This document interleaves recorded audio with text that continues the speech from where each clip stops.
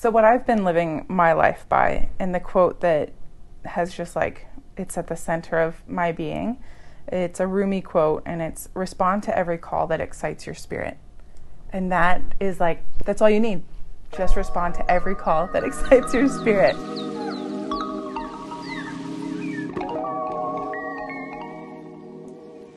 Welcome to another episode of Everyday Badassery. I'm your host, Christine Lozada. This is a podcast meant to inspire you to be just 1% more badass today than you were yesterday by bringing you awesome, everyday, badass stories from people I meet during my travels. This episode was filmed in New Orleans, and I'm so excited for you to meet Candice. I actually just recently met her, and there are a couple things I'm about to share with you that I learned about her very quickly. But as you hear this random list, you'll realize, wow, this girl really does. If something cool comes her way, she will be open to doing that thing. So let's hear it. 3-minute period of time, I was just kind of asking you about your past and where you've been. And let me just list a couple of the things that I learned about you. There's Olympic lifting and your involvement in that. You living in Alaska. You fly drones. You did yoga. In where? India. Exactly. So, not just next door. And you've had this life where if we were to bring you from the beginning to where you are now, it will twist and turn in a million ways. But your choice to come to New Orleans is exactly why I'm so fascinated by you, which is opportunities have come your way. And instead of having this perfectly planned out life, you've been very open to the things that have come your way. So that might be my version of Candice, but let's give her a chance to introduce herself. I'm Candice. I have been a traveler since I was 8 years old. I've been nomadic. And for the last 15 years, I've been a tour guide and a wilderness guide and wilderness therapist. I've worked in the medical industry, the fitness and wellness industry, tourism and travel. My mom would call me her little fart in the wind. That's amazing. Yeah.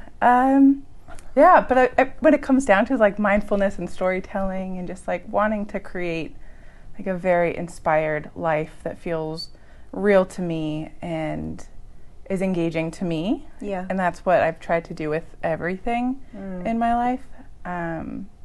That's really powerful because it's not just meaningful and it's not just inspiring, but it's specifically for you.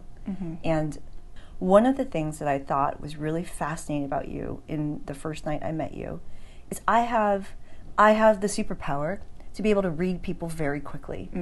And one of the things about that, it doesn't mean I know everything about you or like, oh, I know what's going on. It just means it's easier for me than other people to understand where a person is in their journey in life, in their happiness or not so happiness, if they might have something going on behind the scenes, if they are completely bullshitting me in the moment, or whatever it might be. I can read a person really well. And one of the things that fascinated me about you is your ability to, actually it's not an ability, your knowledge of yourself. And it goes back to what you said, mindfulness. And you know yourself very well, and so you sit with yourself very confidently and very well. And it to me is a really amazing energy to be around, because too often, at least for me, I'm often around people who are like, oh, I don't know what to do. What do you want to do? And I'm like, whatever you want. Whatever you want all the time. And it's something that is not easy for lots of people to be mindful of themselves and to fulfill their own happiness and live a life that inspires them. And so maybe the question I want to ask you is, what were some of the moments in your life that got you to that place to know yourself very well and to be able to have the confidence you have today? Ooh, how deep do we want to go? That's the question. I think it all started with yoga, to be totally honest. I got started with yoga and meditation at the age of 12. That's really young for yoga and meditation. Super young, yeah. And it was, I had kind of a rocky childhood, and so it was just on our TV at a certain time every day, and so I just started doing it after school, and eventually that grew into being a major aspect of my life was yoga and meditation.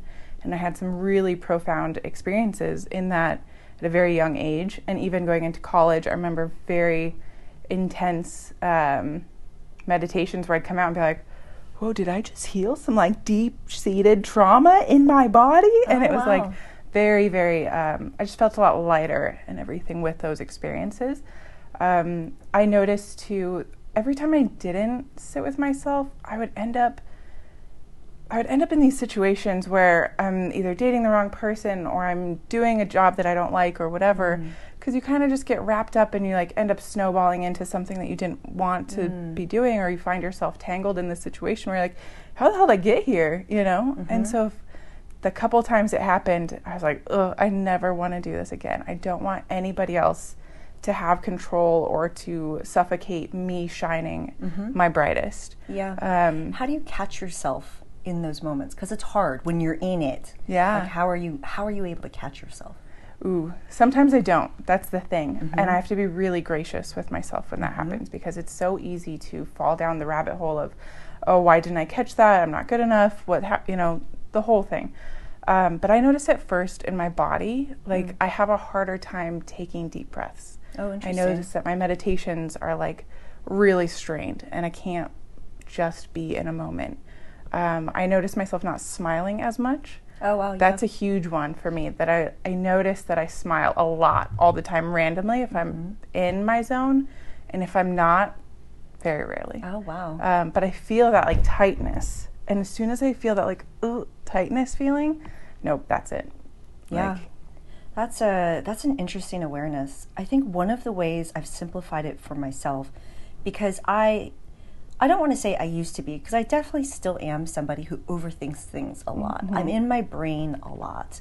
And one thing I encourage both, not only myself, but others to do is like, really listen to your heart. It's not that hard. It's often telling you, and your gut is telling you, like, is this good or is this not good? Do I want to do this or do I not want to do this? And a lot of times, especially in very complex situations or very difficult life jumps, we have a hard time making them because we get in our heads.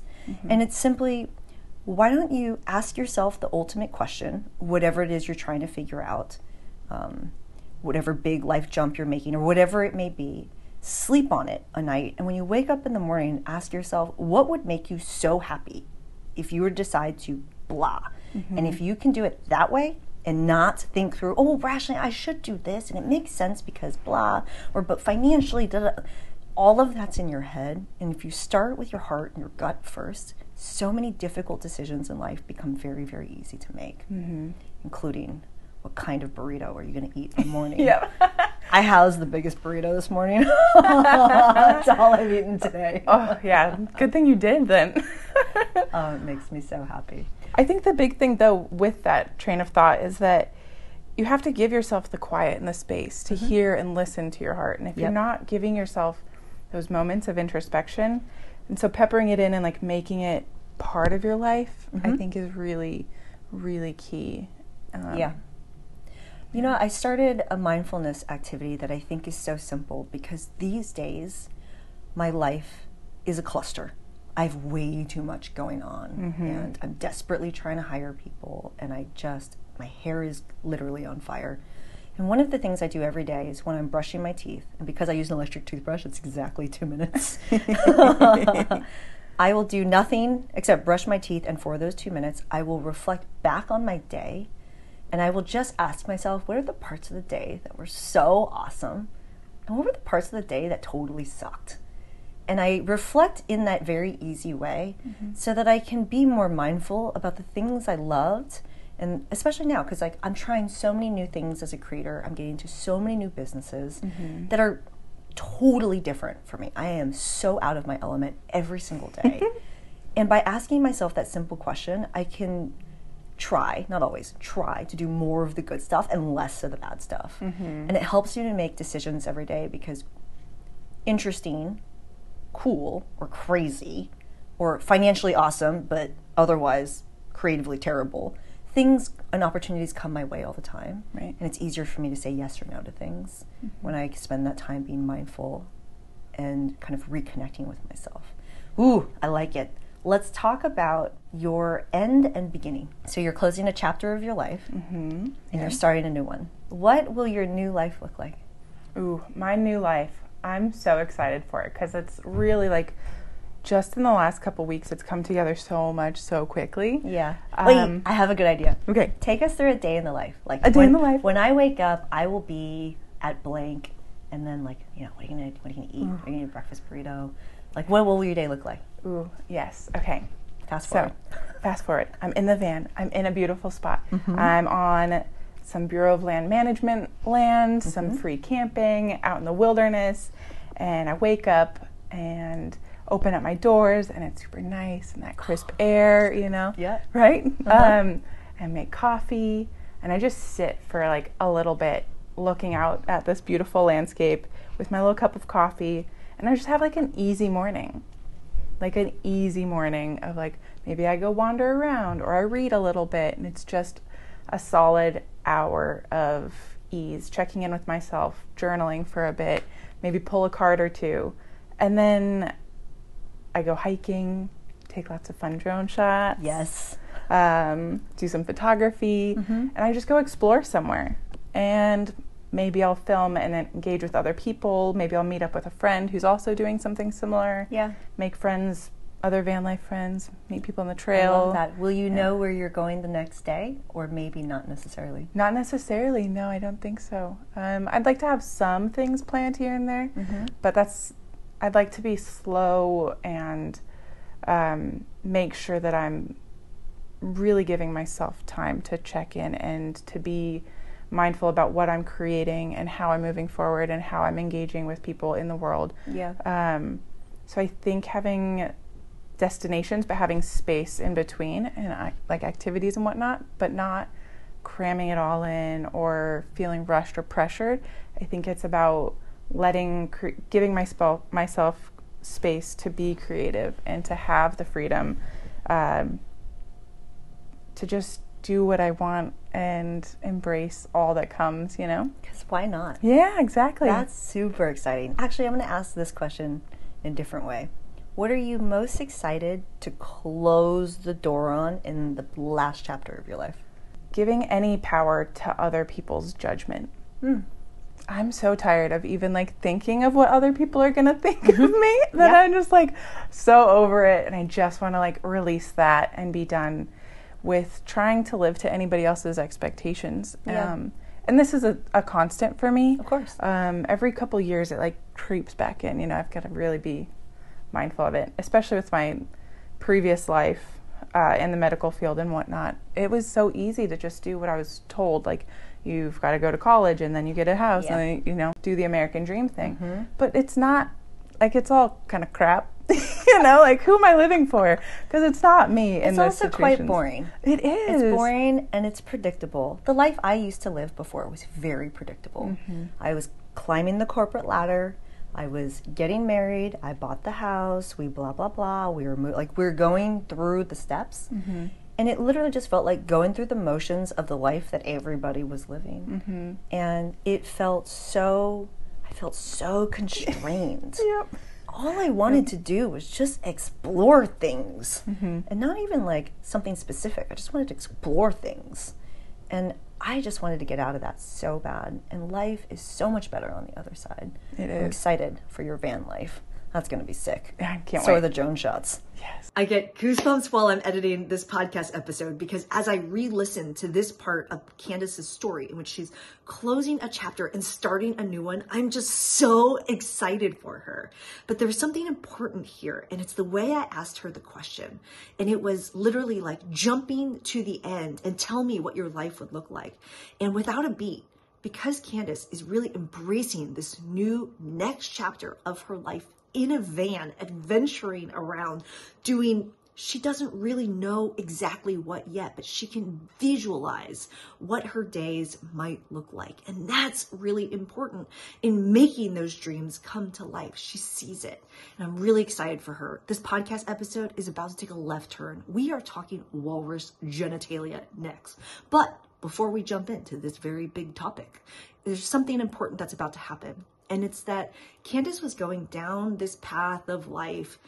She was in the medical field And it was a very tried and true path that's worked for a lot of people, but it wasn't working for her. And she ended up in Alaska, and 6 months turns into 6 years. And during that time, she learned to drive very big buses and back it up. And there's walrus genitalia involved. So let's dive in. Let's talk about walrus genitalia. Oh yes, walrus genitalia. My beautiful earrings. So living in Alaska, one of the first people I met, his name Hold on. How did you get to Alaska? Alaska? Oh goodness, this is the best story. So in a past life, I was working on being a physical therapist, right? Mm-hmm. So I was halfway through my doctorate program, and I just realized how much I did not want to be there. It was not the path for me. It was so restricting. I was crying every day. I was just miserable. And so I blew up everything. I broke up with a boyfriend who we had been talking about marriage and everything, and I blew up literally everything. Like, I threw middle fingers to the air, to the whole school, to all of my classmates. I was like, forget it, I'm out. And so I left. I sold all my belongings. I moved into my Toyota Corolla, and I was road tripping around the West Coast for like a couple months, just like, I don't know what the hell I'm doing. I'm having my quarter life crisis. I don't know. But PT school and this identity I'd built is not for me. So I think that's really important, because if you would have stuck with it, it would have been like dying a slow death, versus taking the jump and that huge risk and living in your Toyota Corolla. Like, even though you didn't know what you were doing, and that's how I felt like when I gave 2 middle fingers to the perfect life that I had on paper, which in reality was not the perfect life. It was like, yeah, I don't know what I'm doing, and my life is upside down. I wasn't living in a car, but felt like actually something very similar. Felt like I was in lots of places. But it just felt so much better that way. I would never want to wake up 30, 40, 50, even more years later, unhappy doing the same thing over and over. Love that. Okay, then what happened? Yeah. So I was talking with one of my best friends from undergrad who's also going to PT school in a different state. And she was like, well, my boyfriend's older sister, so my best friend's boyfriend's older sister, she lives in Alaska. Maybe she'll have a job for you. Give her a call. Because I'd been a wilderness guide, too, for, quite a few years. Almost a decade at that point.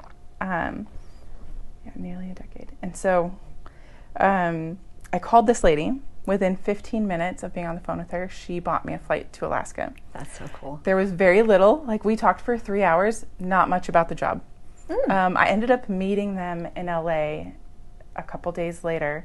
Hold on. That's a huge risk. You don't even really know what the job is. No. You talk to this one for 3 hours, and you just went. Yeah. What told you? Like, why did you feel like it was okay? I have no clue. In my gut, I was just like, hell yeah, I'm going to Alaska. That's enough. And that's enough. Do you see how this rationally does not make sense? No. It doesn't make sense. Oh, it's not because, X, Y, and Z, and it all makes sense. No, it just felt right. And you were like, yeah, I want to do. Why is that not a good enough reason for more people? Right. That's enough. It's like, yeah. Yeah, I want to, so I'm doing it. Yeah. Okay, so fast forward, you went. So I went. I ended up in Alaska. It was kind of a quick turnaround. I think I had to be in Washington like 4 days after we got back to LA. So I bolted up I-5 and was like, all right, we're going for it. Packed up everything into a tiny suitcase, went up to Alaska, and I knew I'd be there for 6 months. Didn't have a clue what I was getting into. Showed up there in March, so still snowy, still very dark. At least very dark. At that point, I didn't understand the 24 hours of darkness. I experienced that. Now I know. That was not dark. It's a different kind of darkness. Right? It is. So March, kind of snowy, pretty cold. Things are still frozen. And I'm living in a bus lot, like a Greyhound bus, fancy motor coaches everywhere. Yeah. And I'm like, what the hell am I doing in a bus lot with 20 other people from all over the U.S.? Yeah. And I was like, and one day she comes in, she goes, y'all are going to learn how to drive a bus. And I shit you not, I said, no, I'm not. But I got my CDL. I got my commercial driver's license that winter. Are you good at it? I am good at it. I really actually love driving. This is important. So can you back that bus up? Oh, yeah. can parallel park a bus like you, better than my car actually. Oh, wow, that's amazing. I like it. All right. Okay, so you learned to drive a bus? Learned how to drive a bus. And then for 6 years after that, I've just been like... Hold on, you said 6 months. Are you now saying 6 years? So I was there for 6 years. Wow. Yeah, so what was supposed to be 6 months turned into 6 years. Wow. And I switched companies and I did other things I was a tour guide for the mega corporation, Holland America, Princess, Carnival, etc. Then I tour directed for a year, and then I went to a small family-owned company for a couple of years, and that was incredible. For the smaller company, I drove smaller buses too, which was like so nice. Like a 35-passenger bus, a dream. So much easier. But yeah, it was great. So what I did for the last 7-ish years or whatever, I would work really hard all summer long, like all summer long, make as much money as I could, save a ton, and then all winter long, I would just burn it traveling. Oh, that's awesome. And I would just travel for 6 months, and then I'd go back and work real hard and do it all again. That. Yeah. I love that. I love that because a lot of people like the consistent work and paycheck lifestyle, but then never get the amount of vacation time they're looking for. Mm-hmm. And we're all smart, capable human beings, especially if you're listening to this podcast. But it's like, yeah, you'll go find a way to make money again. Mm-hmm. Like, the work will always be there. Yeah. But the fun, that's up to you to find. The fun is up to you to find. It's not going to find, well, it will find you depending on where you're at. Yeah. It just didn't make sense to me to, like, work till you're 65 and then have fun. It's like, no, I'm young, capable, and I want to do it now. Exactly. You know? Life's too short to Way work. too short. And plus, who you are at 65 might not be who you are now wanting to have fun. It's a long time to wait. Right. Too. Okay, where does the walrus genitalia come in? Ooh, okay. So, it was like my first week in Skagway. I was rowing, because I rowed a little bit in college, and this guy next to me was rowing, and he also rowed in college, but for our rival school. And so we had a little row off. Turns out he is a fossilized mammoth tusk artist. Naturally, right? Of course, yeah. Dime a dozen. Yeah, they're everywhere, really. So he ends up inviting me up to meet his wife and everything, and turns out he works for the same company. He's been a tour guide for like 25 years at that point, I think it was. Yeah, because it was how old I was at the time. I was like, you've been doing this for my lifetime. But it's so cool. So in the Klondike, where the gold rush was, right, the Yukon gold rush, they are constantly mining for gold, even to this day. And part of that, I did not know that was still happening today. Oh yeah, that's totally. Really neat. There's like discovery shows all about it, like gold rush shows and whatnot. Oh, neat. But one of the byproducts of gold mining is fossilized mammoth tusks, fossilized walrus sticks, saber-toothed tiger skulls. Like they find all of these things, and he takes them, he restores them. He uses like resins and epoxies to seal them, to protect them. He'll do carvings that are like incredible. So if you're watching this on YouTube, I will lay over some video of the walrus genitalia earrings that you were wearing the other night. Beautiful. They're fossilized. Yep. And it's not the whole thing, obviously, because that would be hanging off of your ear pretty heavily. So I'll show you a photo later of me standing next to like a mammoth tusk. They're taller than me, and like, shoot, I think that the set I was standing by, it had to have been over 300 pounds. Wow, that's so neat. Huge. And check the show notes if you're listening to this, because I will add it to the website landing page, so check the show notes for it. That's cool. I'm excited to see that photo. So what I've been living my life by, and the quote that has just like, it's at the center of my being, it's a Rumi quote, and it's, respond to every call that excites your spirit. And that is like, that's all you need. Just respond to every call that excites your spirit. Yes. And you know what's really exciting? Next, after this, we're going to be going and having spirits at the bar. And that's calling my spirit. Do you see what I did there? It's exciting our spirit. I love that quote. Question. Are you a badass? Yeah. Why? Hell yeah. I'm a badass because I'm fully myself. And I'm shining in my light, doing what I feel happy about, and creating a badass life that I'm very proud of. Yes. Yes. I love that. High five to that. Yes. Where can people find you? I'm mostly on Instagram at chasing.Candice. Love it. See it with an I, too. Candice. No ace. That's an issue. And all of her info will be in the show notes. So make sure you follow and find her. Lots of adventures to come. We have scratched the surface on your life, but I'm actually really excited for the adventures that are ahead, as well as drone shots. So I will be following your adventure. Follow Candice, and thank you for doing this with me. Wow, right? Candice's story takes guts. In other words, she made a lot of really huge life decisions, but the way she made them was simply because it felt right. And why is that not a good enough reason for more of us? I am inspired. As much as I try to, I would love to live less of my life making decisions from up here and more of my life making decisions from my heart and my gut. If it feels right, if it feels good, just do it. And I want you to get after what you want in life. So consider download the journal that goes along with these podcast episodes. I want you to bring what you want to life. And please share this with somebody. If it has helped you, leave us a review. It really helps us to distribute it to more people. I'm Christine Lozada. I'm your host. I'm here every week with new podcast episodes. Go forth, be badass. We'll see you in the next one. Ciao. What's kind of like one of the weirdest things that you've done in your life? The weirdest thing. So in Lewiston, Idaho, there's a company that you can hop on a hot air balloon and they send you up. You can bungee jump out of a hot air balloon. I'm terrified of heights, by the way. And I was like, this will be a great way to kill that fear. It did not kill that fear. It still very much exists. Yes. But it was fun. I'm also very afraid of heights. And for those who have not been up in a hot air balloon, it's a different experience.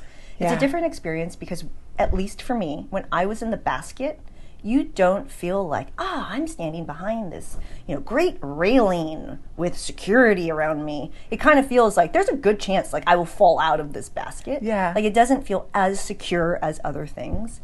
And another thing is to bungee jump off of one. What made you do it? It was just there, honestly. It was like, that's a weird experience. How can I say no? And I did rope my partner at the time into doing it with me, and he was not pleased. He was not pleased.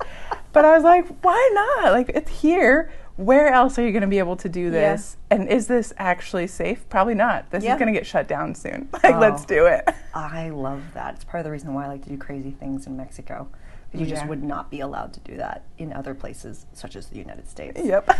Actually, this is an important one. Right before you jumped, what did you tell yourself? Do you remember what you were thinking?